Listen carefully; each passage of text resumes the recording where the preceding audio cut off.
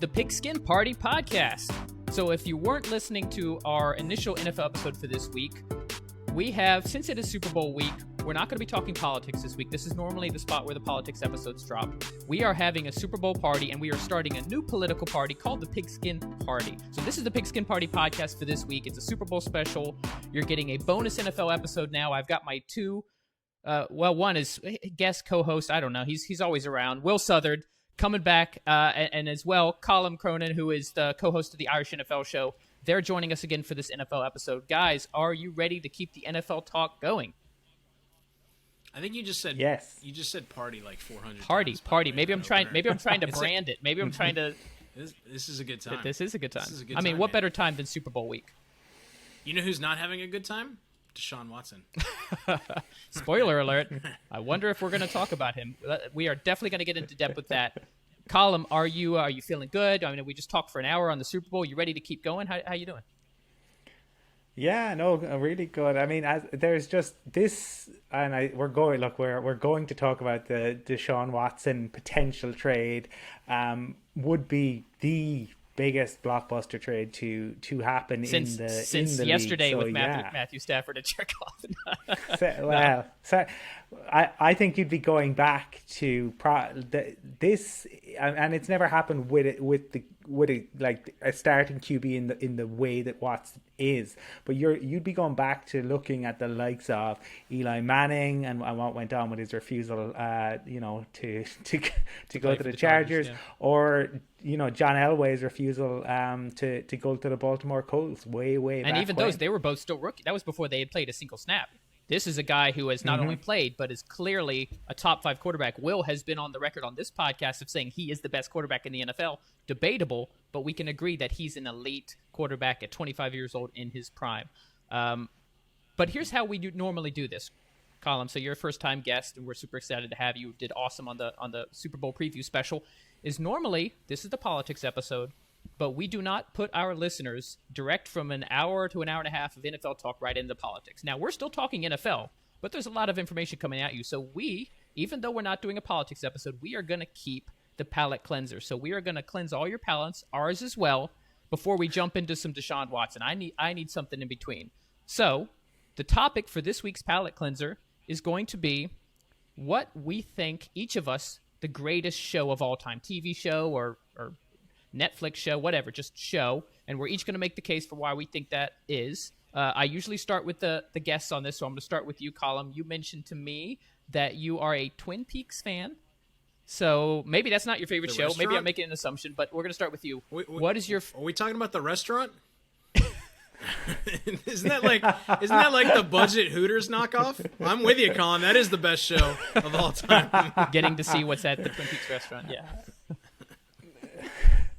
Yes, I believe it. There is a restaurant chain in America with that name. Clearly, Will is a regular patron there. Evidently, I find like there are great shows. I mean, I could talk about. I loved Oz. I think Oz is fantastic. I love The Wire. Up to season 4. I love Deadwood is fantastic. But to me, Twin Peaks is the one that probably holds the most mystique, because it's still talked about. Like and the fact that they went back and they made season 3 Twin Peaks The Return, whatever you want to say, kind of 20 years later, because people were still talking about it. It still gets referenced. It gets referenced in comedy sketches all the time. It's a fascinating piece of art. It's a fascinating piece of television. It's everything you would want. And in terms of, we're going to talk about the Deshaun Watson, it's got evil villains in the background as well, because Twin Peaks season 1, it's all about, it's a murder mystery.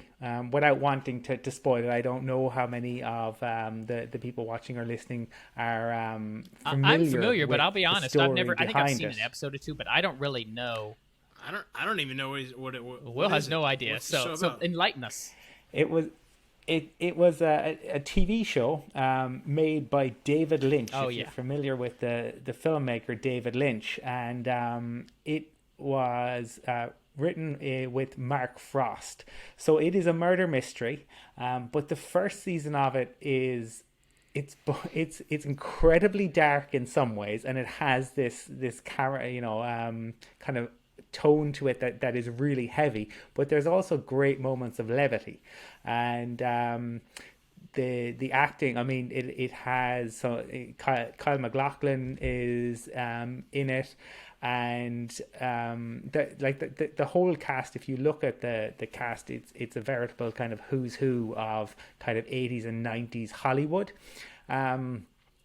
Lynch was forced to reveal who the killer is early in season 2.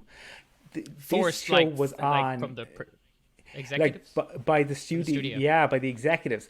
Because basically, this was a show that came on prior to box sets, prior to DVR, prior to being able to watch on demand. Yeah. So if you missed an episode of Twin Peaks, you were screwed. You had no idea what was going on. You had no idea what was going on. You really didn't. But you could admire the visuals of it. So it was really funny at times, particularly that first season. It would probably lost its way a little bit in season 2 because he was forced to reveal. So then David Lynch just became David Lynch, and it became like wonderfully bizarre, and you could still enjoy the aesthetics of it. Aesthetically, it is a stunning piece of television. It's beautiful. It is otherworldly at times. And then he made Twin Peaks: The Return, which what was incredible was Twin Peaks has this cult following, and I'm sure if you go on to Reddit, you'll find it. I'm aware of that part of it, is that there is a cult following behind the show. So I'm looking at Rotten Tomatoes right now. Twin Peaks season 1, 91% tomatoes. Twin Peaks season 2, 63% tomatoes. Season 3, The Return, which was 17 years later, 94% tomatoes. So the original only had 2 seasons. Only 2 seasons because it got shut down. I think if it had come out, it was ahead of its time, and genuinely it changed the way television shows were made because it wasn't episodic. You needed to watch. Up to that point, most TV shows recognized, we don't want our viewers confused. If they miss an episode, we want them. So they're all self-contained episodes. Yeah. Or there was enough in it if it was a soap opera, like, the story came back around, or they gave you enough hints in the next episode so you knew exactly what you may have missed.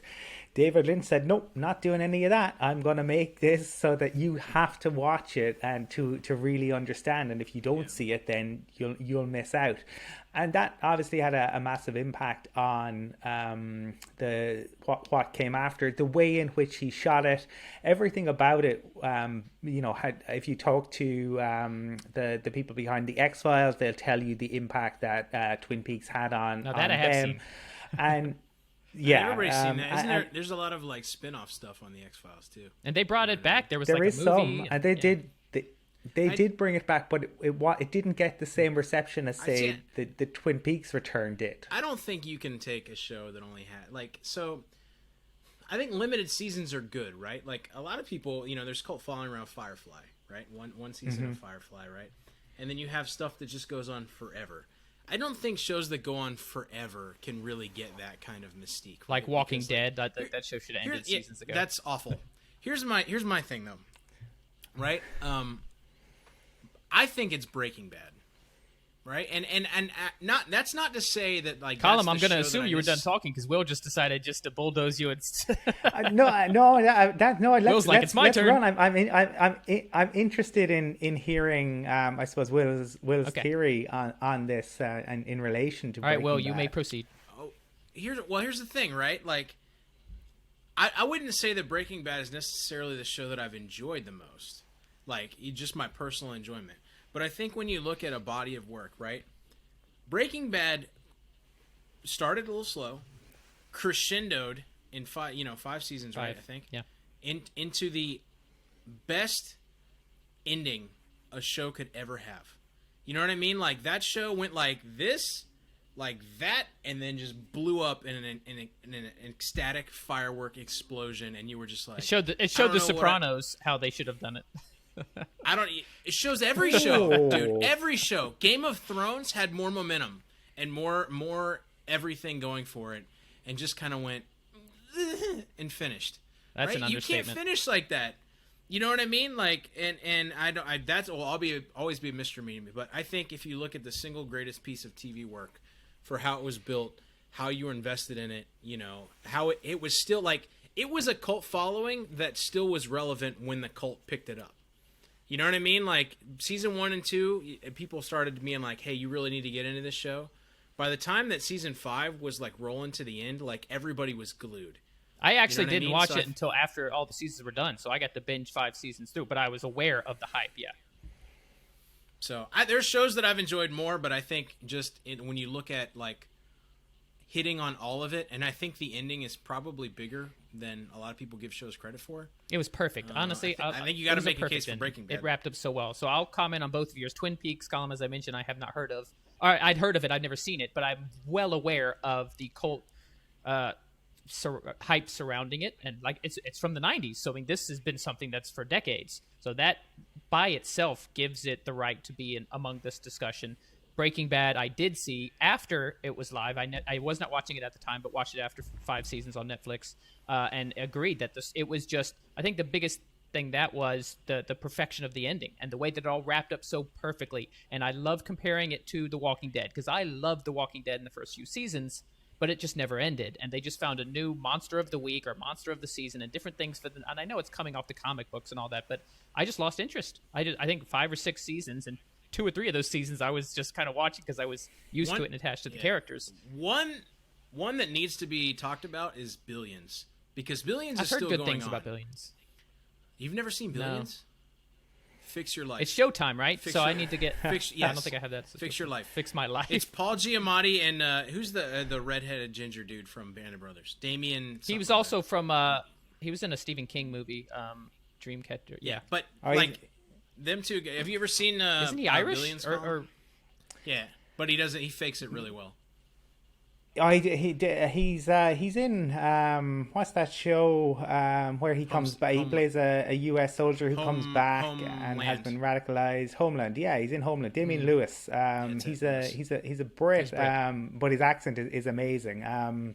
What I will say, Brent, I didn't actually know you were going to mention The Walking Dead. I actually said this earlier on to somebody. I said The Walking Dead would have been great would have been better as a movie almost, right? And World War Z would have been a much better TV show because World War Z examines a post-apocalyptic world and it's less about zombies, right? It's about people overcoming this cataclysmic event and the impact that it's had and grief. And The Walking Dead is kind of about the zombies. And that the first 2 seasons I thought were great. The second season in particular, and that was the season... that didn't focus on the zombies. There's no budget. So is it still going on? Mm-hmm. Is it still Walking Dead? Yeah, it's season 10 or 11. Believe, yeah. But I've given up because it became the same. It became the same show. There was an evil character, and they would band together. The evil character would seemingly win for a while. They would triumph over the evil character. They would meet another evil character. And there's always they walkers. Need to figure out how to cure that though. Like for The Walking Dead, and I know this won't happen, but they need to figure out how to like cure everybody of the infection that they have. You know what I mean? Well, they've said that who is it? Kirkman, the creator, said that they won't reveal what the cause was. Like, there's been fan theories that it's like the aliens came and infected. They're not going to reveal that. I want to hear Colum fake an American accent, by the way, like Damian Lewis. Oh, I wish I could fake like Damian Lewis. He's ridiculous. The other one who's really good is Dominic West. If you know him, he was Jimmy McNulty in The Wire. And if you hear Dominic West in The Wire, you would have absolutely no idea that he has a very posh English accent. If him and Sofia Vergara ever made out, it would be like the sloppiest amount of like lip action you've ever seen. Like they both have them real big like Steven Tyler mouths. You know what I mean? You know what I'm talking about? Like McNulty. You know what I mean? I do. I get you. It would be like if you took got 2 roast beef sandwiches and just smashed them together and went like this. So let me make the case for my show, and then we will get into the Deshaun Watson talk. Yes, I'm interested to hear which one you're going to choose. So we had third or fourth episode of this show was one that Will was not on before he became the official co-host. We did talk about top 5 shows. Me and my guest, I had Jay Averill on, who was a 49ers fan. We talked about our top 5 shows, and my number one show is Game of Thrones. And I will explain why. And I am fully of the mind that last season, the last 2, but especially last season, was as dreadful a last season as you can get. But here is the context that I'm including here. The 2 showrunners, so Weiss and Benoff, who created the show off the books, they had no interest in finishing this show properly. They were getting Star Wars contracts, and they were on all these other things, and HBO wanted them to keep it going. It was not HBO's decision to condense the last 2 seasons to 13 episodes. So with that in mind, it's not like the showrunners just ran out of steam. Like, they just flat out wanted to get it done with. They sped everything up. All of a sudden, it used to take 4 episodes to travel from Winterfell down to King's Landing, and then they would end up doing it in like 20 minutes in an episode. So the point is they sped everything up. So I'm going to take that out of it. And the hype that was leading up to that, and the reason why it's such a disappointment is it was such an insane cultural phenomenon. It's a show that I got my parents into. I got my friends into. Every single season, my wife and I would rewatch the previous season. It has completely changed what a show could be. It used to be movie franchises. There's cult following, sure, Twin Peaks, Breaking Bad, but this worldwide was a true phenomenon, like a franchise, like the Star Wars franchise, like Harry Potter, you name it, Star Trek. This really took it to an entirely new level, and just counting down the days till April and rewatching the previous seasons, and we had memorabilia, and we don't order. We had like little dragon eggs, and we didn't do that for anything else. The only other thing I've done that for in my life is Star Wars, because I'm a huge Star Wars fan. Will's just smiling. You see my nerdness coming out here. You can't. Like, I viscerally hate those 2 showrunners. At this point, right? I do. Yes. Like you can't do that, bro. Like, they had the potential, right? You had the potential to make the single greatest, most cinematic, television masterpiece of all time, right? It was already there. Like, it was on the throne, and they took it off the throne to keep the reference relevant. So they ran out of source material. That's one thing, right? And then but that's the thing is, I'm going to actually counter that really quick. So they went ahead of the books in episode or season 5. And season 6, the one with Cersei blowing up, that season was incredible. They were way past the source material, so that is not a good excuse. But what I'm saying, continuing with your other points, I'm countering that one. What I'm saying is that the fact that they rushed those last 2 seasons makes that takes away from it. And I will say to you, like, Game of Thrones, to me, I loved Game of Thrones. Like, I was so into Game of Thrones, you know what I mean? And the fact that they rushed that like that, they could have spent $1 billion. HBO would have given it to them. HBO. Yeah. I don't get it, man. I agree. I don't understand. Like, even if the ending pieces still had to happen like that, right? I mean, but the thing that made Game of Thrones so good was the fact that, like, in the beginning, I remember watching Game of Thrones for the first time with my wife. And I was watching it, and it was Ned, which is the worst name for Eddard. It's just awful. Yeah. But anyway, I've been watching Game of Thrones, and I went to myself, I said out loud, there's no way they kill that guy. He's the main character. Yep. And then it went, and I was like, what did I just watch? Like, what are we doing? And the Red Wedding, the impact. That is the best part of that show, bro, was like they didn't give a shit, or they didn't give a hoot. And then when you got to the end, you're like, well, I see this coming. Daenerys is slow. She has quickly descended into madness. Right. Like, she's doing things that are out of character. And that's the problem. I think they could have built up to that. There were hints throughout. There were moments, even when the show was great, where Daenerys hinted at how the power was kind of consuming her and getting to her head. They could have done that so well and drawn it out and built up to where it was like Breaking Bad. Like, when you watch Walter White, he was such a goofy, lovable character in the beginning, and he became a drug lord, but it was slow, and it built to that. They could have done that with Daenerys. So I agree that the end could have been the same, but how they got there was the biggest problem. The fact that they just rushed it. They were done with the show. How dare you showrunners, Weiss, have been, how dare you do that to the fans after such a cultural phenomenon? So excluding those, that's why I believe still that this is the greatest show of all time, because of the amount of obsession and worldwide hype that it generated. So, All right. deep breath. I'm cleansed. We're cleansed. Collar, are you feeling cleansed?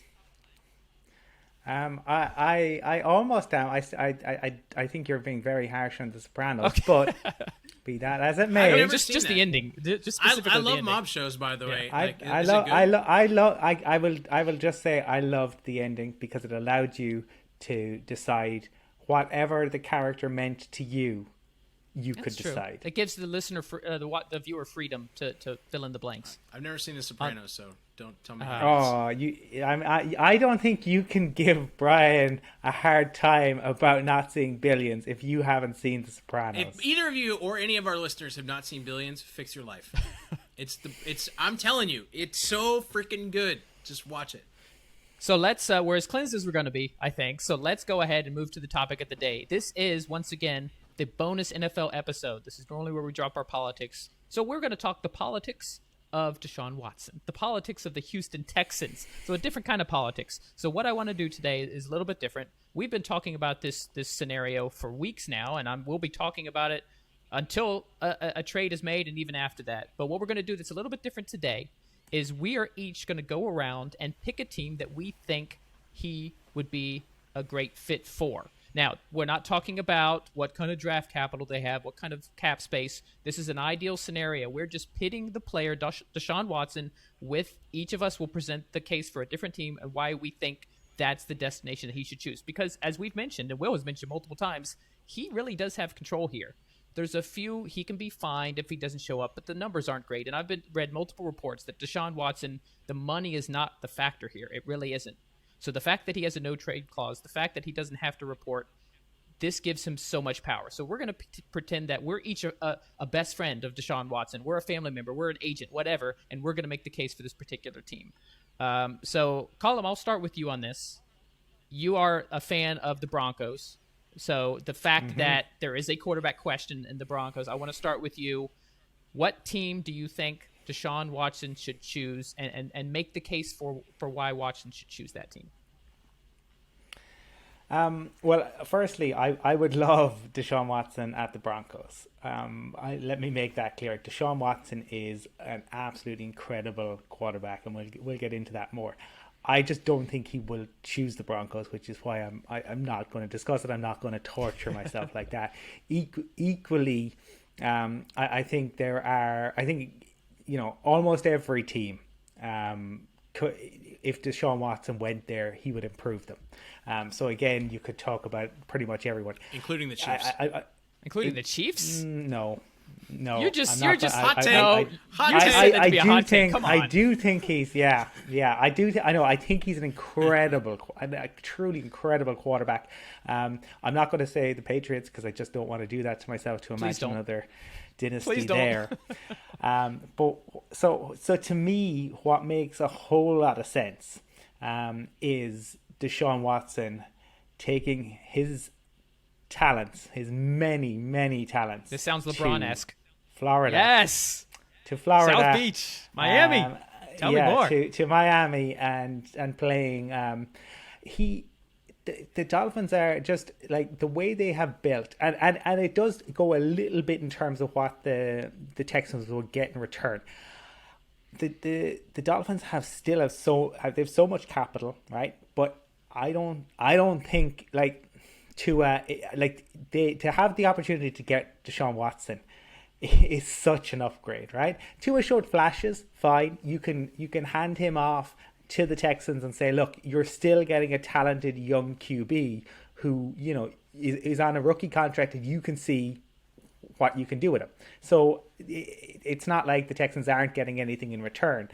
But the Dolphins they've shown such progress, and I really think Flores has done an incredible job there.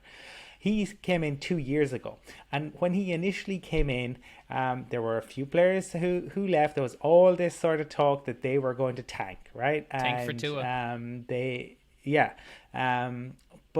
but they didn't. He led that group of players, and he made them a real team, and they showed even in that first season just the grit and determination and the fact that they wanted to play for their coach.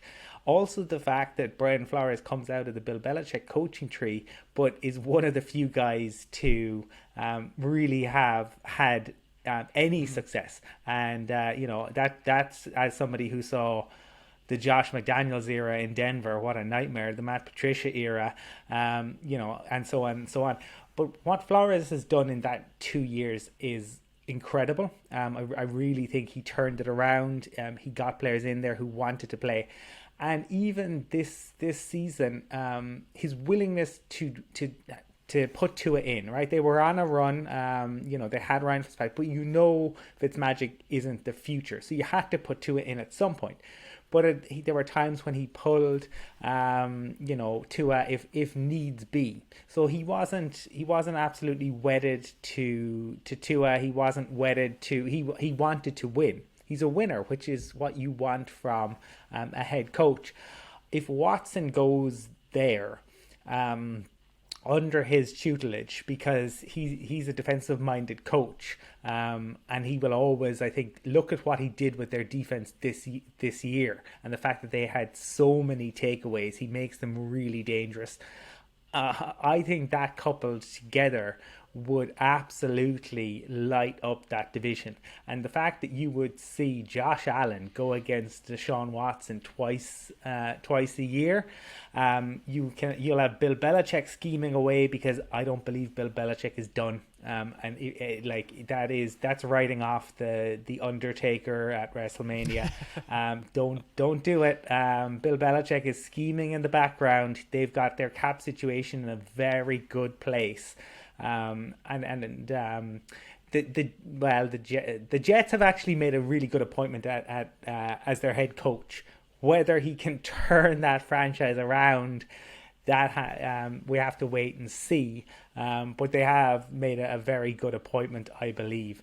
So to me, I think he would be an absolutely transcendent talent who would make them immediate contenders in the AFC. And I also and it's doing a little bit of a disservice to my own team, because we really need, you need a quarterback upgrade. Given the look at the AFC, look at the QB talent in the AFC. It's ridiculous. And so I just think it would be fun to see him duel it out in his division, and then in the conference, because you've got Mahomes, you've got Herbert, you've got Josh Allen. If you added Deshaun Watson into that mix, wow, you would have a decade of absolute brilliance. Yeah, that makes perfect sense. And as a Dolphins fan, I absolutely love every second of what you just said. Now, I'm a fan of Tua. I'm not saying he's the answer. I'm saying it's too early to tell. But even as a fan of Tua, if we could get him get Watson in a deal that made sense, I don't want to give away dozens of picks just to get, I don't think that's the smart move. But we're having fun. We're being hypothetical here.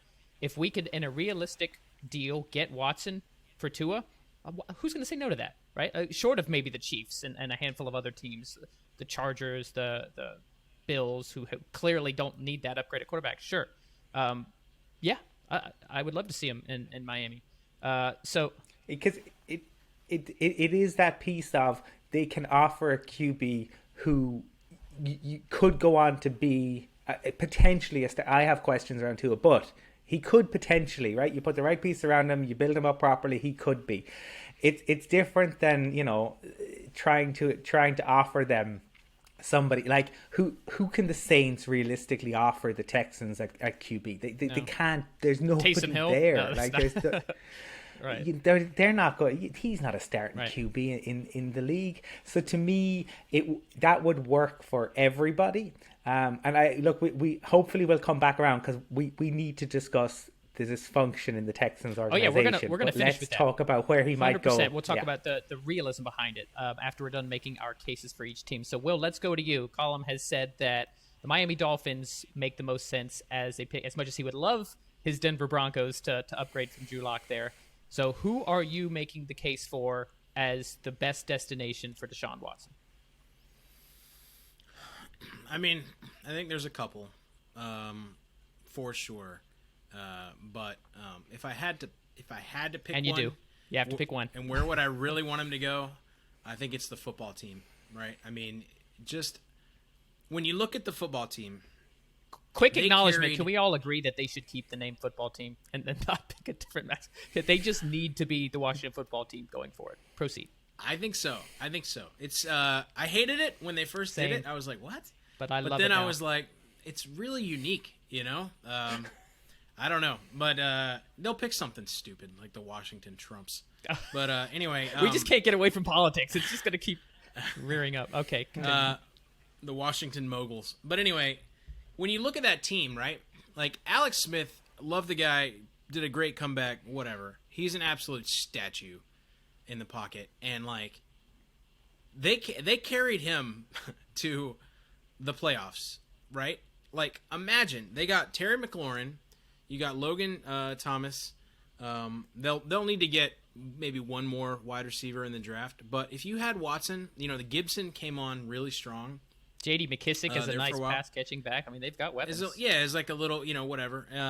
You have the talent. The defensive line is the best in football, like hands down. Maybe when the Niners are healthy, but yes, this year certainly that was the best defensive line of football. I agree. You know, you have talent. You know, there, stud defense. Ron Rivera, like, you know, he's not. I know Deshaun kind of wants to play for a. I don't know if it's necessarily a minority candidate, but somebody that like he believes in, you know, and thinks. I think minority candidate is important to him. I don't think it's a deal breaker as long as it's a player's coach, right? Bill O'Brien was not a player's coach. He wants somebody that he has a connection with. Bill O'Brien is unemployed. No, he should be. He's in Alabama. Should be. He's the OC in Bama. He's on the unemployed in the league. Yeah, the redemption tour. Another guy linked to Bill Belichick.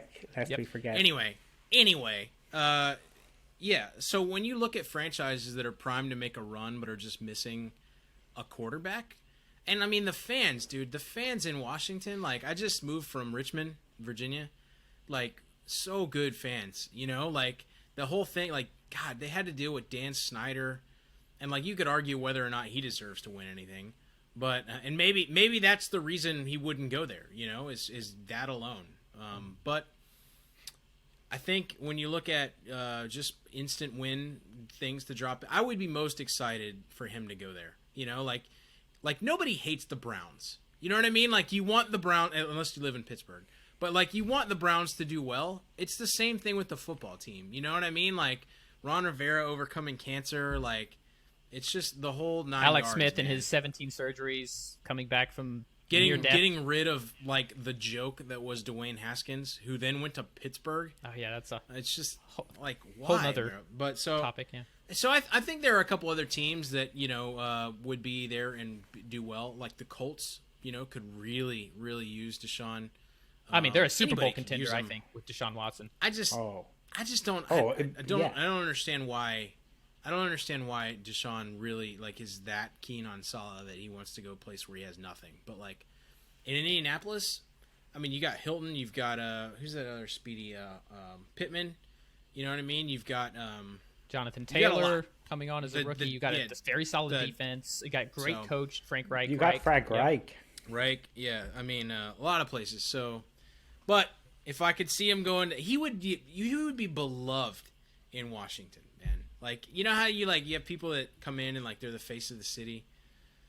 God. And if you're Texans fans, just, like, there's already rumors of JJ going to the Steelers. I think JJ's going to be gone. Oh, you think he's going to go to Pittsburgh and join his brothers? Wow. Yeah, that's the rumor right now. It's, like, 3 watts. Triple watts. Full maximum wattage. Jeez. Lots of potential there. So, yeah, I love that.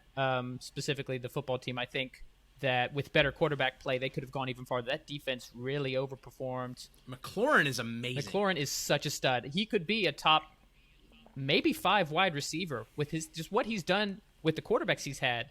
Imagine if he had a stud like Watson. I agree. I've had McLaurin in fantasy both seasons as a rookie and this season, and he has not disappointed. And I think the only thing that's holding him back is quarterback play. So I like that. The Colts are an obvious choice. And when I expand on my team, it's not going to be Indianapolis, but we'll quickly acknowledge that they're just a quarterback away from the great offensive line. They've got they could use a few more weapons in the passing game, but they certainly have capable weapons. Their defense is great.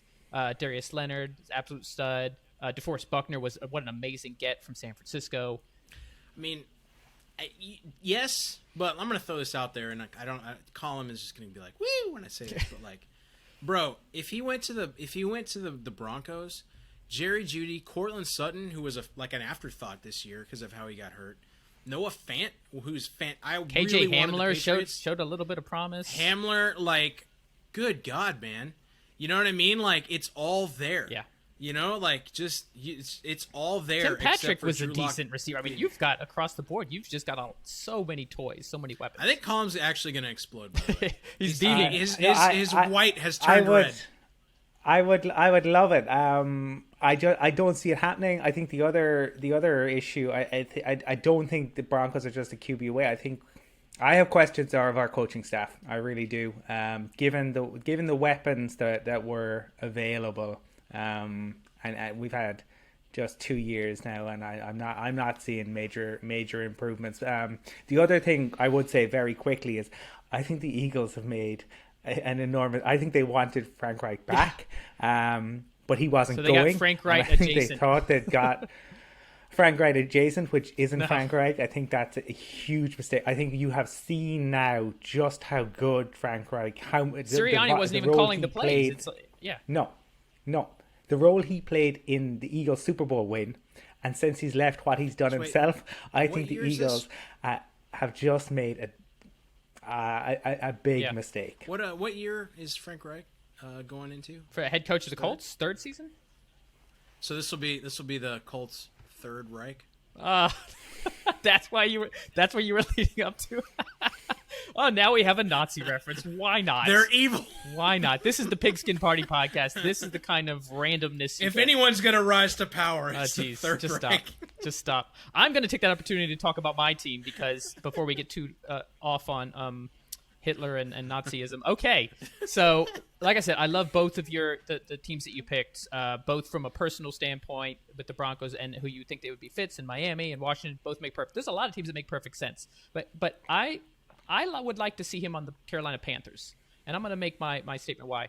First, so he is from Georgia. Originally, he went to high school in Georgia. He played college in South Carolina at Clemson. So that kind of Southern tie-in there, it would be kind of a homecoming for him of sorts. Sonny's barbecue. Sure. I actually grew up in North Carolina too. So I was born and raised in Winston-Salem. I lived in North Carolina for the first 16 years of my life. So I know that's just a nice, just comfortable place to live. There's not that many dissimilarities from Texas. There's obviously Southern culture, but there's just so much familiarity. It would be kind of like a homecoming to him. But that's just that side of it. I want to talk about Matt Rule and the fact that it is, from all reports, that he is very much a player's coach. He's done a great job turning around college teams, college programs, most recently at Baylor. And I think the Panthers overachieved. They didn't win a lot of games this year, but I still think they overachieved, which really speaks to coaching, just like what Flores did with Miami, both the last 2 seasons. But as you mentioned, Colum, earlier, his first season, having one of the worst talented rosters in recent memory and still getting 5 wins out of them. And I'm going to mention it again, knocking off the Patriots in Week 17 and changing the trajectory of the playoffs. Boom. But Matt Rule seems to be that kind of guy, at least after one season. So you've got that player's coach. He's not a minority coach, sure, but he's that player's kind of coach that I think Watson would want to play for.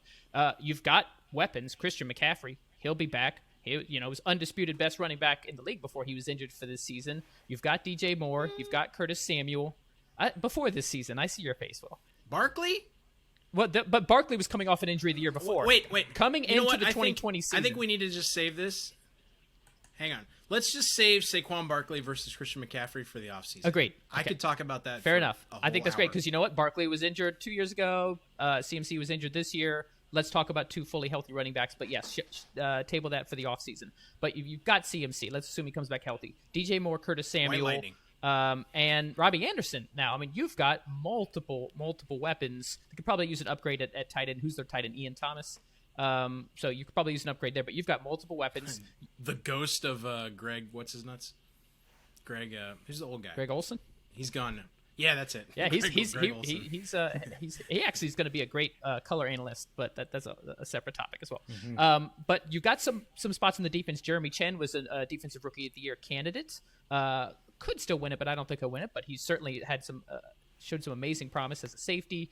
Brian Burns, coming off his second season, is a great pass rusher out of Florida State. So you've got the player's coach. You've got that familiarity and being in North Carolina and Charlotte. You talk about that Watson would be the face of that area in Washington. Well, it'd be the same thing in Charlotte. They don't have any other franchises that are really leading them to prominence. Deshaun Watson would be the face of Charlotte, of North Carolina. You've got the weapons.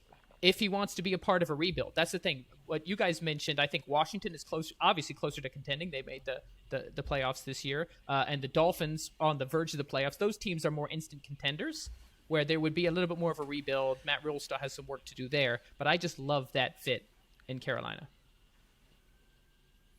We'll see. Now we can talk about the dysfunction in the Houston organization. Bro, Caserio continues to misplay this, right? Like, he comes in and he's like, we have no interest in trading the player, first of all. Like, you don't refer to him as the player, bro.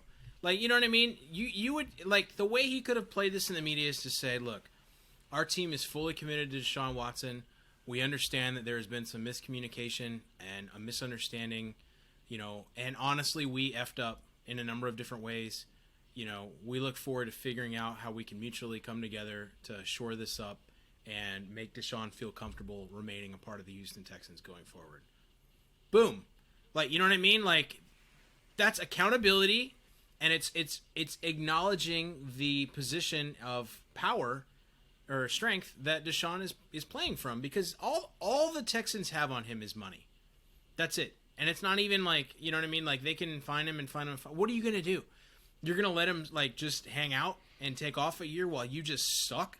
You know what that's going to do to your, like, dollars in Houston? Like, they're not going to do and that. their fan base, right? They got rid of Hopkins. He has all the leverage. They had a horrible season. J.J. Watt, who has been the face of Houston for years, not just the team, but that city. You're in a... They're continuing to misplay this. You know, and then, like, their coach that they hired comes in is like, I wouldn't be here if I wasn't sure Deshaun Watson was going to be a Texan or something along those lines. Like, bro, like, no. I don't think anybody else wanted that job. You got David Culley, who's been in the league for a long time. He will be, once he takes over, he'll be the oldest head coach in the NFL. And it's his first time as a head coach. I don't think anybody... We talked about Bieniemy, and that's a whole separate discussion of why he doesn't have a job, but he wasn't even one of the final candidates. I'm not sure Bieniemy wanted that job. No. I mean, like, wow. God, like, they're the new Jaguars, bro. Like, Brandon Cooks is not going to want to play for that team anymore. You know what I mean? Like, Will Fuller is going to look around like Will Smith in The Fresh Prince when he's, like, in the empty room. Like, you know what I mean? Like, there's nobody. They're all gone. Colum, let's get your thoughts on this. I know you have some opinions on Jack Easterby. Oh, just like it's incredible to watch. I mean, we've talked about the TV shows that we liked. You could not script what has gone on with the Texans with Jack Easterby. That SI piece that came out, I think in December, the rise to power and chaos that followed compared him to Littlefinger. There's your Game of Thrones reference. Players had to and staff had to speak off the record for fear of retribution. Right. It has and will, I think is absolutely spot on in terms of what was said when the new GM came in. But how much influence did Easterby have into that? You just look and you go, hang on, you went from being a chaplain to being the power behind the throne, because by all accounts, McNair is kind of blinded by what I think Easterby's clearly leading this whole thing. Yes, he is Rasputin in the court, and he holds all the sway, and when you just look what they have done, I mean, the talk was that he wanted Hopkins out a year before Hopkins actually went. why you would trade Hopkins, and it makes Zero no logic. sense to me Yeah. anyway. So I think that there probably were, well, look, you'll always get somebody to take a head coaching job in the NFL. There are only 32 of them. You'll always get somebody Right. to take a GM job, and I'm sure promises are made. But this has been going on ever since he arrived in that He was brought on by Bill O'Brien, and then he got rid of Bill O'Brien. That's a power yeah, move. like that is a power move, and I think sometimes as fans, again, we don't always see kind of what's going on. For example, the Jets this year, obviously they had Greg Williams, but Adam Gase's father-in-law is the guy who went and basically in the Bounty Gate investigation told what was really going on with Greg Williams and called him a liar and called him various other things. Like, no wonder there was massive dysfunction From the start. in the Jets. Like, what goes on behind the scenes, and you know, you can cover it with public relations. Well, the Texans can't even cover it with public relations because they got rid of their,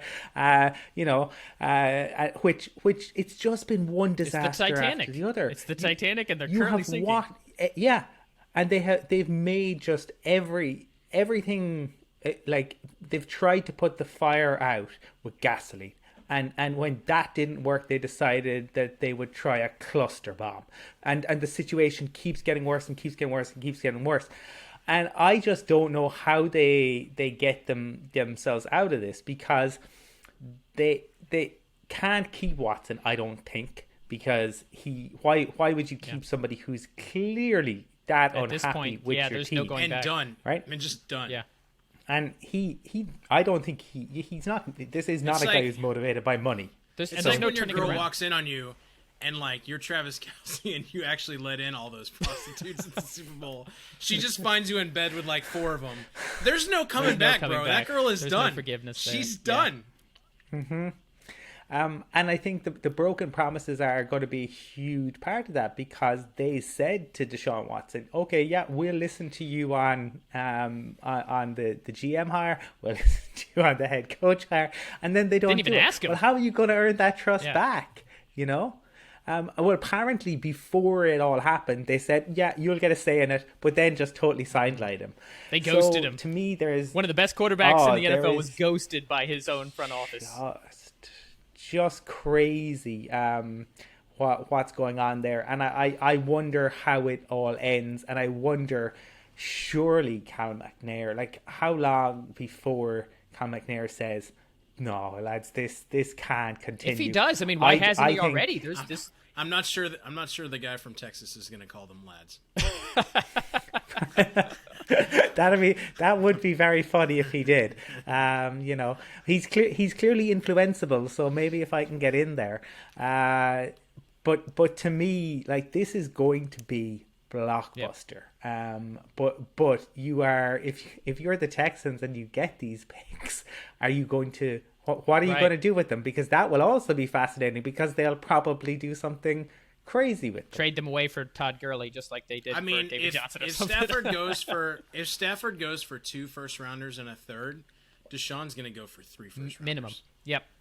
Minimum. And maybe a player. I mean, you're going to have to get a quarter. Who's the backup for Deshaun? I don't even know. I don't know. It's not I don't know. Savage, isn't it? But There was. I mean, they had. Wasn't there talks that they were going to bring Josh McClown in as? Well, he was a potential they head coach talked to him for a about second. being But head yes, David coach. Culley was talking about bringing McCown in on the staff. Yeah. So maybe Kurt Okay. Warner wants to play more football. you never know. Bring So back Troy Aikman. we're going to go ahead and wrap this up. This is clearly not going to be the last time that we talk. We've been talking about it, and I love that we were able to speculate on individual teams. But we're going to go ahead and wrap up this. This was clearly a political episode. It was just political in an NFL kind of way. By the way, we the one thing we need to leave on is our bet for the Super Bowl, and you still owe me a Reddit roast me picture. Yeah, so for those of you on the No, but Discord no. community, we've received a couple suggestions, but we need more suggestions on what the caption will be for the Reddit roast me. Yeah, well, here's what's going to happen if we don't get a better one. you're going to post a picture talking about crying that Tom Brady lost the Super Bowl. Oh, as the greatest quarterback of all no. time. Yes, you are. Yes, you are. And that's going on Reddit. So if anyone's got a better suggestion than that, let me know. But for the sake of me, dear listeners, please come up with a better suggestion. Listen. Here's the other part of the bet. This is a double or nothing. If the Bucks win the Super Bowl, you are released. Oh no, I can't. You do not roast you know me. what? Kudos to you. If the Bucks lose, if the Bucks lose, I'm calling in the bet, and it's gonna be you cried because Brady. And if lost. they win, that means I have to cheer for the Bucks in order to avoid that fate. Wow, that's some Game of Thrones intrigue right there. Well done, Will. Good way to end it. I want to thank Colum Cronin from the Irish NFL Show. Fantastic having you on for both our Super Bowl preview and the Deshaun Watson intrigue. You brought a ton of great insight. Love to have you on again. I don't mind getting up on Sunday mornings if it means having you on. So thanks for coming on. Make sure to check out the Irish NFL Show. I know it's on YouTube as well as a podcast. Great stuff. They have in English. Well, what else would it be in? What do you mean in English? I don't know. He's Irish. He speaks English. It's just an accent. It's been great being on. Yeah, you can find us Twitter and Facebook. We have I'm not sure when is this going to come out. So our Super Bowl Brian, preview this will drop on week Wednesday, and this particular episode will drop on Friday. Okay, so I can say people can either check out we've an enormous Super Bowl show coming out on Super Bowl itself. But we also are having a week of champions. So we have 3 NFL players who have won multiple rings. Each of them has won multiple rings. And so check it out, podcast or you can watch back on Periscope on Twitter. Just search for Irish NFL Nice. Show. Subscribe via Patreon. And as always, I will thank the ever inappropriate Will Southard for being my co-host. At least I like looking at the Antonio Brown jersey slightly more. I don't know what your shirt says. What are you trying to show me here? It says Infinity is coming. It's a Game of Thrones Avengers. Nice. Okay, I approve of that matchup. So thanks, guys, again for sticking around on the special Super Bowl week edition of the PPP, which at least for this week is the Pigskin Party Podcast. So as always, please subscribe wherever you listen to your podcasts. Tell us your friends about us. We got a few more 5-star reviews, so we would love to keep those coming. Find us at official PP Pod. We're on YouTube, Instagram, Facebook, TikTok. Yeah, you love PP Pod. I just say that just so Will laughs. Please join our Discord community. It's growing quickly. You can find the link in the episode description. Email us at pigskinsandpolitics@gmail.com. Enjoy the Super Bowl this weekend, and we'll see you next week on the PPP. Go Bucks.